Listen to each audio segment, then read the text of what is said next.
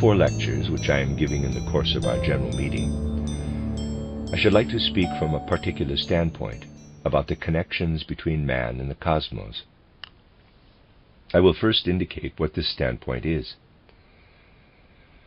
Man experiences within himself what we may call thought, and in thought he can feel himself directly active, able to exercise his activity. When we observe something external, for example a rose or a stone, and picture it to ourselves, someone may rightly say, quote, "You can never know how much of the stone or the rose you have really got hold of when you imagine it.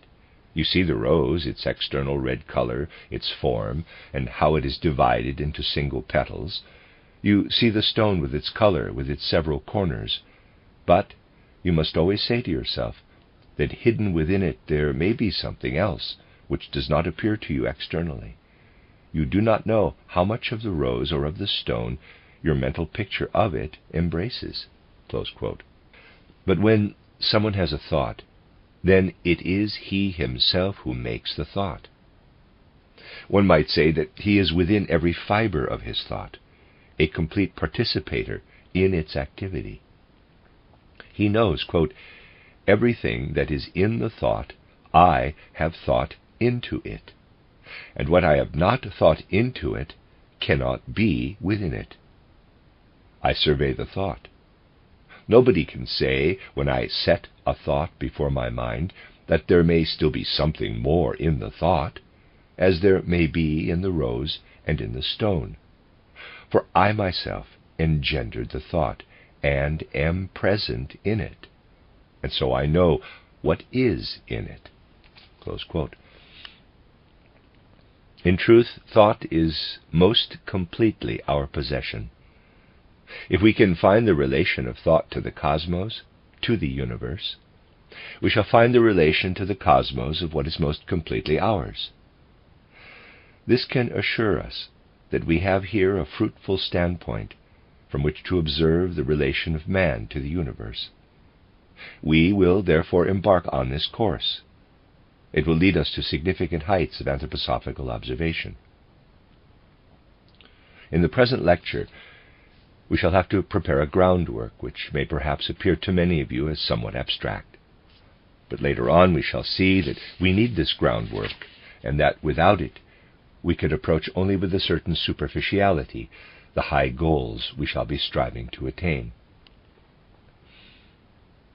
We can thus start from the conviction that when man holds to that which he possesses in his thought, he can find an intimate relation of his being to the cosmos.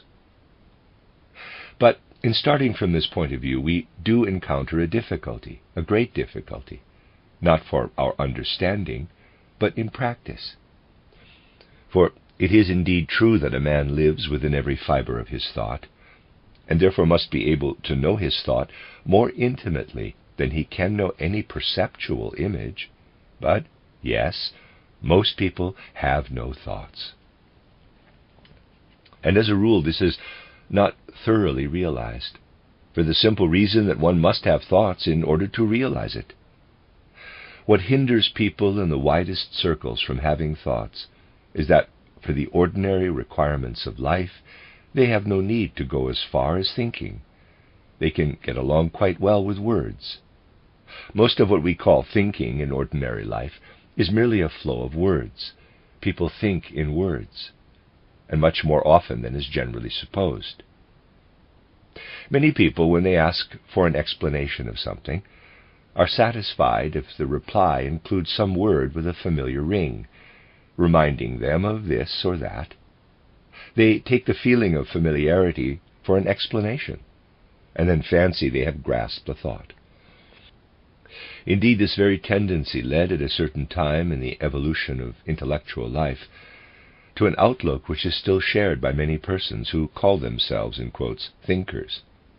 For the new edition of my title, Welt- und Lebensanschauungen im 19. Jahrhundert, English, Views of the World and of Life in the 19th Century, I tried to rearrange the book quite thoroughly, first by prefacing it with an account of the evolution of Western thought from the 6th century BC up to the 19th century A.D., and then by adding to the original conclusion a description of spiritual life in terms of thinking up to our own day.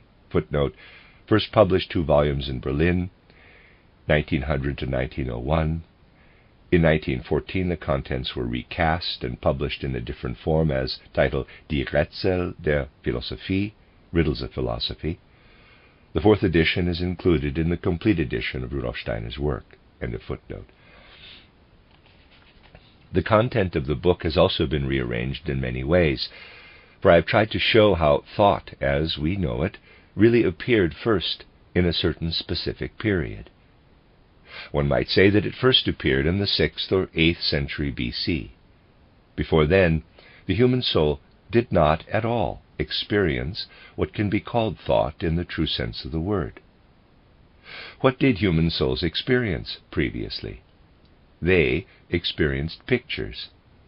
All their experience of the external world took the form of pictures. I have often spoken of this from certain points of view. This picture experience is the last phase of the old clairvoyant experience. After that, for the human soul, the picture passes over into thought. My intention in this book was to bring out this finding of spiritual science purely by tracing the course of philosophic evolution. Strictly on this basis, it is shown that thought was born in ancient Greece, and that as a human experience it sprang from the old way of perceiving the external world in pictures. I then try to show how thought evolves further in Socrates, Plato, Aristotle, how it takes certain forms, how it develops further, and then how, in the Middle Ages, it leads to something of which I will now speak. The development of thought leads to a stage of doubting the existence of what are called universals, general concepts, and thus to so-called nominalism, the view that universals can be no more than names, nothing but words. And this view is still widely held today. In order to make this clear, let us take a general concept that is easily observable, the concept triangle. Now, anyone still in the grip of nominalism of the 11th to the 13th centuries will say somewhat as follows, quote, "Draw me a triangle," close quote. Good, I will draw a triangle for him. "Right," says he, "that is a quite specific triangle with 3 acute angles, but I will draw you another." And he draws a right-angled triangle, and another with an obtuse angle. Then says the person in question, quote, "Well, now we have an acute angle triangle, a right-angled triangle, and an obtuse angle triangle. They certainly exist, but they are not the triangle. The collective or general triangle must contain everything that a triangle can contain. But a triangle that is acute-angled cannot be at the same time right-angled and obtuse-angled. Hence there cannot be a collective triangle. Collective is an expression that includes the specific triangles, but a general concept of the triangle does not exist. It is a word that embraces the single details." Close quote. Naturally, this goes further. Let us suppose that someone says the word lion. Anyone who takes his stand on the basis of nominalism may say, quote, "In the Berlin Zoo there is a lion, in the Hanover Zoo there is also a lion, in the Munich Zoo there is still another. There are these single lions, but there is no general lion connected with the lions in Berlin, Hanover, and Munich. That is a mere word which embraces the single lions." Close quote. There are only separate things, and beyond the separate things, so says the nominalist, we have nothing but words that comprise the separate things. As I have said, this view is still held today by many clear-thinking logicians. And anyone who tries to explain all this will really have to admit, quote, "There is something strange about it. Without going further in some way, I can't make out whether there really is or is not this lion in general, and the triangle in general. I find it far from clear." Close quote. And now, suppose someone came along and said, quote, "Look here, my dear chap, I can't let you off with just showing me the Berlin or Hanover or Munich lion. If you declare that there is a lion in general, then you must take me somewhere where it exists. If you show me only the Berlin, Hanover, or Munich lion, you have not proved to me that a lion in general exists." Close quote. If someone were to come along who held this view, and if you had to show him the lion in general, you would be in a difficulty. It is not so easy to say where you would have to take him. We will not go on just yet to what we can learn from spiritual science. That will come in time. For the moment we will remain at the point which can be reached by thinking only. And we shall have to say to ourselves, quote, "On this ground we cannot manage to lead any doubter to the lion in general. It really can't be done." Close quote. Here we meet with one of the difficulties which we simply have to admit. For if we refuse to recognize this difficulty in the domain of ordinary thought, we shall not admit the difficulty of human cognition in general. Let us keep to the triangle, for it makes no difference to the thing in general, whether we clarify the question by means of the triangle, the lion, or something else. At first it seems hopeless to think of drawing a triangle that would contain all characteristics, all triangles. And because it not only seems hopeless, but is hopeless for ordinary human thinking, therefore all conventional philosophy stands here at a boundary line, and its task should be to make a proper acknowledgement that as conventional philosophy it does stand at a boundary line. But this applies only to conventional philosophy. There is a possibility of passing beyond the boundary, and with this possibility we will now make ourselves acquainted. Let us suppose that we do not draw the triangle, so that we simply say, "Now I have drawn you a triangle, and here it is." In that case, the objection could always be raised that it is an acute angle triangle. It is not a general triangle. The triangle can be drawn differently. Properly speaking, it cannot, but we shall soon see how this can and cannot are related to one another. Let us take this triangle that we have here, and let us allow each side to move as it will in any direction. And moreover, we allow it to move with varying speeds, so that next moment the sides take, for example, these positions. See the diagram. In short, we arrive at the uncomfortable notion of saying, "I will not only draw a triangle and let it stay as it is, but I will make certain demands on your imagination. You must think to yourself that the sides of the triangle are in continual motion. When they are in motion, then out of the form of the movements there can arise simultaneously a right-angled or an obtuse-angled triangle or any other. In this field we can do and also require two different things. We can first make it all quite easy. We draw a triangle and have done with it. We know how it looks, and we can rest comfortably in our thoughts, for we have got what we want. But we can also take the triangle as a starting point, and allow each side to move in various directions and at different speeds. In this case, it is not quite so easy. We have to carry out movements in our thought. But in this way, we really do lay hold of the triangle in its general form. We fail to get there only if we are content with one triangle. The general thought triangle is there if we keep the thought in continual movement, if we make it versatile. This is just what the philosophers have never done. They have not set their thoughts into movement. Hence they are brought to a halt at a boundary line, and they take refuge in nominalism. We will now translate what I have just been saying into a language that we know, that we have long known. If we are to rise from the specific thought to the general thought, we have to bring the specific thought into motion. Thus, thought in movement becomes the general thought, by passing constantly from one form into another.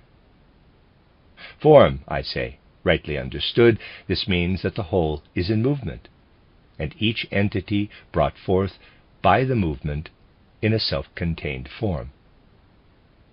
Previously I drew only single forms, an acute-angled, a right-angled, and an obtuse-angled triangle.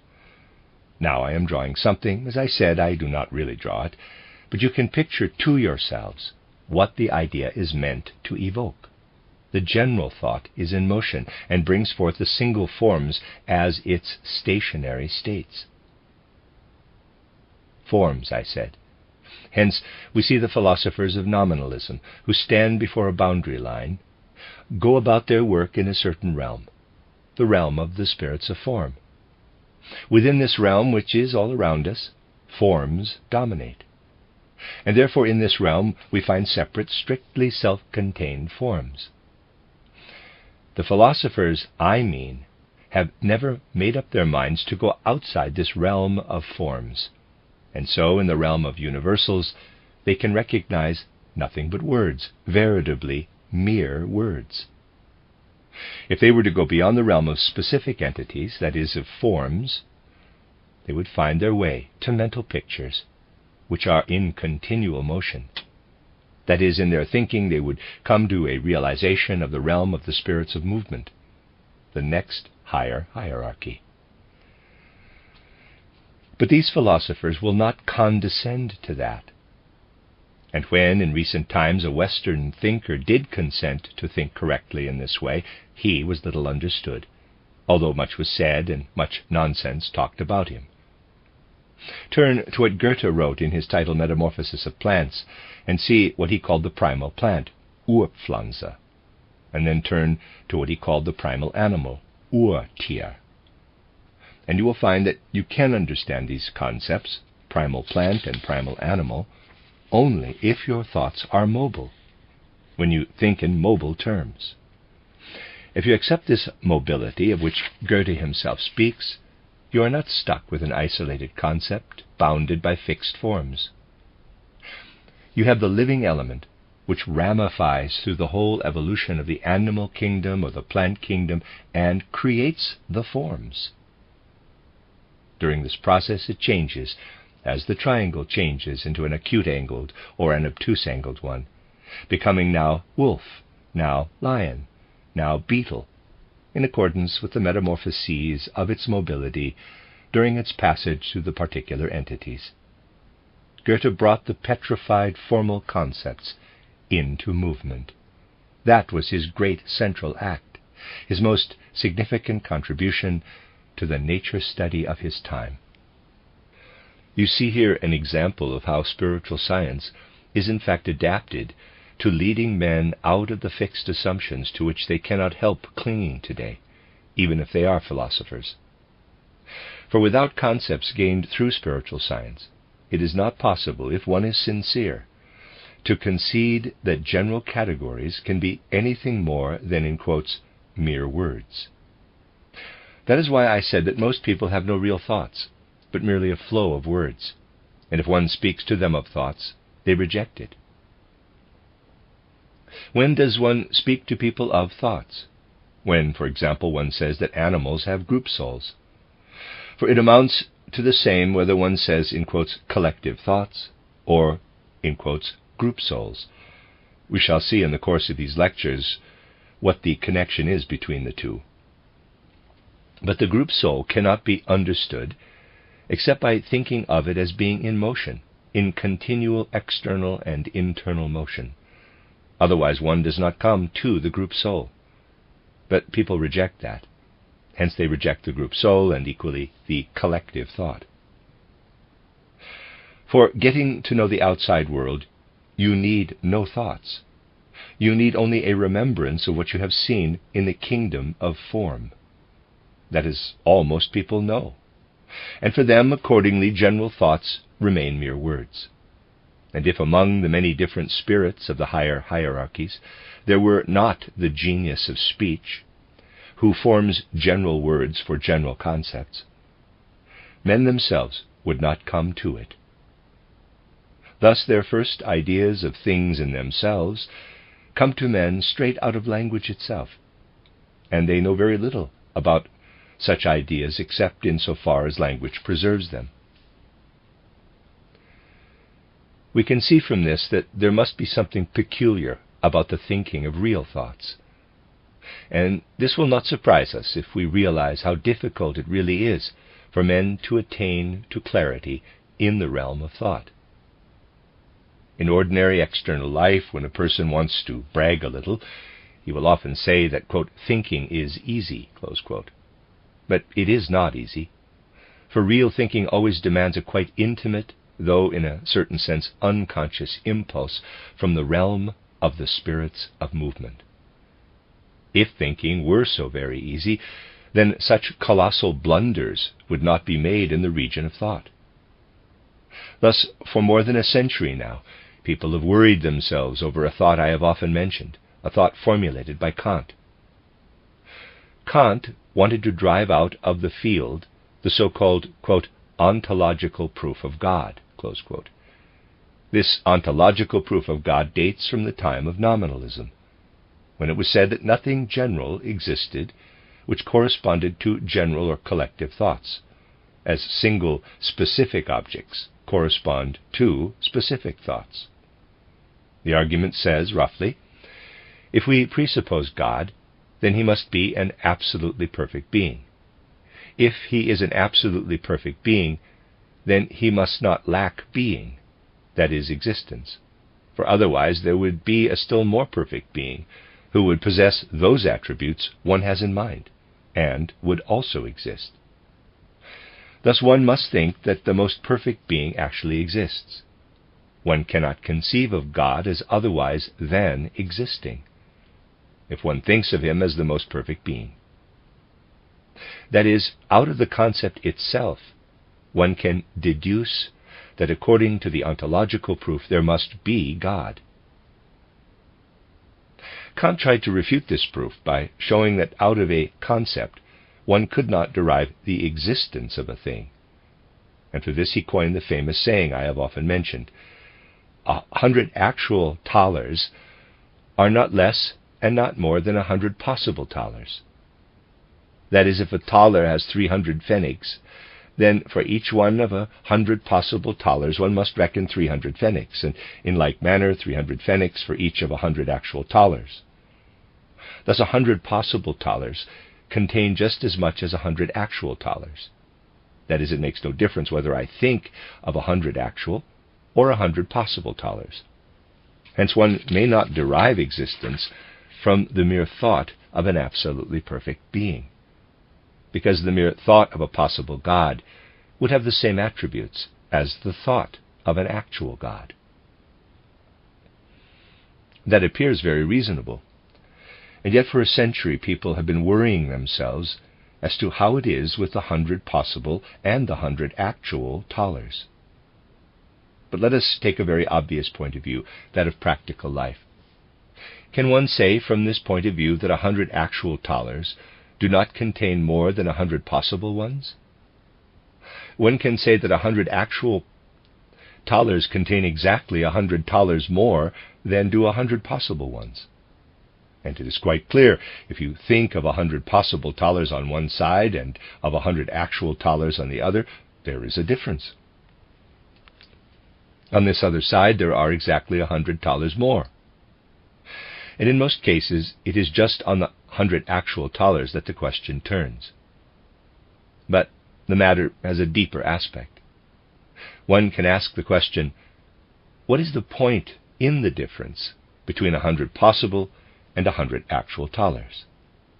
I think it would be generally conceded that for anyone who can acquire the 100 thalers, there is beyond doubt a decided difference between 100 possible thalers and 100 actual ones. For imagine that you are in need of 100 thalers, and somebody lets you choose whether he is to give you the 100 possible or the 100 actual thalers. If you can get the thalers, the whole point is the difference between the two kinds. But suppose you were so placed that you cannot in any way acquire the 100 thalers, then you might feel absolutely indifferent as to whether someone did not give you 100 possible or 100 actual thalers. When a person cannot have them, then 100 actual and 100 possible thalers are in fact of exactly the same value. This is a significant point, and the significance is this. that the way in which Kant spoke about God could occur only at a time when men could no longer, in quotes, have God through human soul experience. As he could not be reached as an actuality, then the concept of the possible God or of the actual God was immaterial, just as it is immaterial whether one is not to have 100 actual or 100 possible thalers. If there is no path for the soul to the true God, then certainly no development of thought in the style of Kant can lead to him. Hence we see that the matter has this deeper side also. But I have introduced it only because I wanted to make it clear that when the question becomes one of thinking, then one must go somewhat more deeply. Errors of thought slip out even among the most brilliant thinkers, and for a long time one does not see where the weak spot of the argument lies, as, for example, in the Kantian thought about the 100 possible and the 100 actual thalers. In thinking, one must always take account of the situation in which the thought has to be grasped. By discussing first the nature of general concepts, and then the existence of such errors in thinking as this Kantian one, I have tried to show you that one cannot properly reflect on ways of thinking without going deeply into actualities. I will now approach the matter from yet another side, a third side. Let us suppose that we have here a mountain or hill, and beside it a steep slope. On the slope there is a spring, and the flow from it leaps sheer down, a real waterfall. Higher up, on the same slope, is another spring. The water from it would like to leap down in the same way, but it does not. It cannot behave as a waterfall, but runs down nicely as a stream or beck. Is the water itself endowed with different forces in these two cases? Quite clearly not. For the second stream would behave just as the first stream does if it were not obstructed by the shape of the mountain. If the obstructive force of the mountain were not present, the second stream would go leaping down.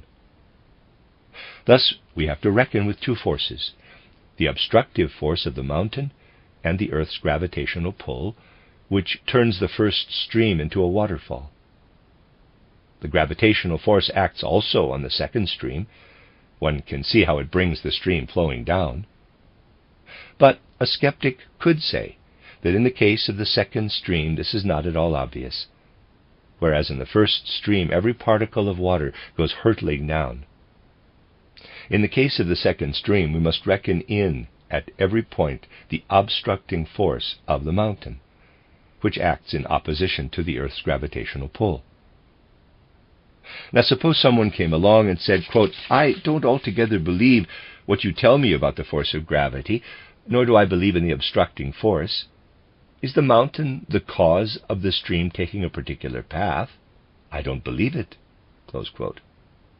Quote, "Well, what do you believe?" Close quote, one might ask. He replies, quote, "I believe that part of the water is down there. Above it is more water. Above that more water again, and so on. I believe the lower water is pushed down by the water above it, and this water by the water above it. Each part of the water drives down the water below it." Close quote. Here is a noteworthy distinction. The first man declares, "Gravity pulls the water down." The second man says, "Masses of water are perpetually pushing down the water below them. That is how the water comes down from above." Obviously, anyone who spoke of a pushing down of this kind would be very silly. But suppose it is a question not of a beck or stream, but of the history of mankind. And suppose someone like the person I have just described were to say, quote, "The only thing I believe of what you tell me is this. We are now living in the 20th century, and during it certain events have taken place. They were brought about by similar ones during the last third of the 19th century. These, again, were caused by events in the second third of the 19th century, and these again by those in the first third." Close quote. That is what is called pragmatic history, in which one always speaks of causes and effects, so that subsequent events are always explained by means of preceding ones. Just as someone might deny the force of gravity and say that the masses of water are continually pushing one another forward, so it is when someone is pursuing pragmatic history and explains the condition of the 19th century as a result of the French Revolution. In reply to a pragmatic historian, we would of course say, quote, "No, other forces are active besides those that push from behind," which in fact are not there at all, in the true sense. For just as little as there are forces pushing the stream from behind, just as little do preceding events push from behind in the history of humanity. Fresh influences are always coming out of the spiritual world, just as in the stream the force of gravity is always at work. And these influences cross with other forces, just as the force of gravity crosses with the obstructive force of the mountain. If only one force were present, you would see the course of history running quite differently. But you do not see the individual forces at work in history. You see only the physical ordering of the world, what we would call the results of the Saturn, Moon, and Sun stages in the evolution of the Earth. You do not see all that goes on continually in human souls, as they live through the spiritual world and then come down again to Earth. All this you simply deny." Close quote. But there is today a conception of history which is just what we would expect from somebody who came along with ideas such as those I have described. And it is by no means rare. Indeed, in the 19th century, it was looked upon as immensely clever. But what should we be able to say about it from the standpoint we have gained? If anyone were to explain the mountain stream in this, in quotes, pragmatic way, he would be talking utter nonsense. How is it then that he upholds the same nonsense with regard to history? The reason is simply that he does not notice it. And history is so complicated that it is almost everywhere expounded as pragmatic history, and nobody notices it. We can certainly see from this that spiritual science, which has to develop sound principles for the understanding of life, has work to do in the most varied domains of life, and that it is first of all necessary to learn how to think, and to get to know the inner laws and impulses of thought. Otherwise, all sorts of grotesque things can befall one. Thus, for example, a certain man today is stumbling and bumbling over the problem of, quote, thought and language, close quote. He is the celebrated language critic Fritz Mautner, who has also written lately a large philosophical dictionary. His bulky titled Critique of Language is already in its 3rd edition, so for our contemporaries, it is a celebrated work. There are plenty of ingenious things in this book, and plenty of dreadful ones. Thus one can find here a curious example of faulty thinking, and one runs up against such blunders in almost every 5 lines, which leads the worthy Mautner to throw doubt on the need for logic. Thinking, for him, is merely speaking, hence there is no sense in studying logic. Grammar is all one needs. He says also that since there is, rightly speaking, no logic, logicians are fools. And then he says, in ordinary life, opinions are the result of inferences, and ideas come from opinions. That is how people go on. Why should there be any need for logic when we are told that opinions arise from inferences and ideas from opinions? It is just as clever as if someone were to say, quote, "Why do you need botany? Last year and 2 years ago the plants were growing," close quote. But such is the logic one finds in a man who prohibits logic. One can quite understand that he does prohibit it. There are many more remarkable things in this strange book, a book that, in regard to the relation between thought and language, leads not to lucidity but to confusion. I said that we need a substructure for the things that are to lead us to the heights of spiritual contemplation. Such a substructure as has been put forward here may appear to many as somewhat abstract. Still, we shall need it. And I think I've tried to make it so easy that what I have said is clear enough. I should like particularly to emphasize that through such simple considerations as these, one can get an idea of where the boundary lies between the realm of the spirits of form and the realm of the spirits of movement. But whether one comes to such an idea is intimately connected with whether one is prepared to admit thoughts of things in general, or whether one is prepared to admit only ideas or concepts of individual things. I say expressly, quote, is prepared to admit, close quote. On these expositions, to which, as they are somewhat abstract, I will add nothing further, we will build further in the next lecture.